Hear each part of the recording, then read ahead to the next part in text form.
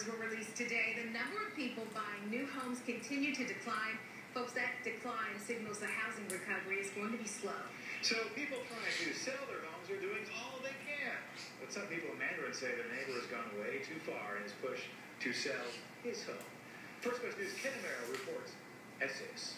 Just residents feel they're being bullied. They're receiving in the mailbox one of these. At first blush, it appears to be an official city code violation notice telling them to clean up their neighborhood, and it's under the guise of a non-existent homeowners association. The residents want to know who's behind it and why, and they would like to know.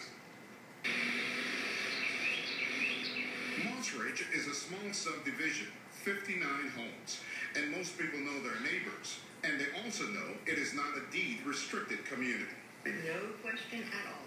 But for weeks, several residents have been getting notices in their mailbox from a so-called Moss Ridge Neighborhood Association. Petra Falaha was told to move her boat. We obey every rule there is in the city of Jacksonville. So I don't want to be harassed by some mystery man. Keith Shack decorated his landscape with planters. The notice in his mailbox told him to remove the pots. Yeah, when I read it, I was kind of a little bit ticked about it. And Bonnie Simpson was told to paint her home. Paint my house, and the one that got me was edge your sidewalk. What bothers these Moss Ridge residents is they're being told to correct the problems in 90 days or else. Yeah, or else what? That's the question, or else. What would you do if you received a notice like this, knowing there's no homeowners association?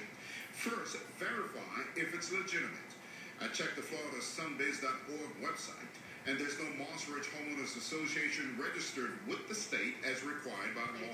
So we're talking about the boat here. We're talking about... Who's behind this neighborhood nuisance? The residents believe it is their neighbor. I knocked on his door. He did not answer. I even called his telephone number that's listed publicly. Did I dial the right number? But the number was disconnected. What is the motive? Is this a prank or a selfish means to clean up the neighborhood? I don't feel comfortable at all. The residents who are receiving the phony code violation notices call it harassment. And I wanted to stop. Now, I spoke today with attorney Michael McCabe, who specializes in real estate law. He researched the Moss Ridge Association behind the notice and said it is not in compliance with state law. He said it has no authority and residents should ignore the notice of violation. The city says at one time there was a voluntary association, but they don't know if it is still active, while the city's municipal code division can investigate and issue citations. They're not involved with this notice at all, so ignore it. If you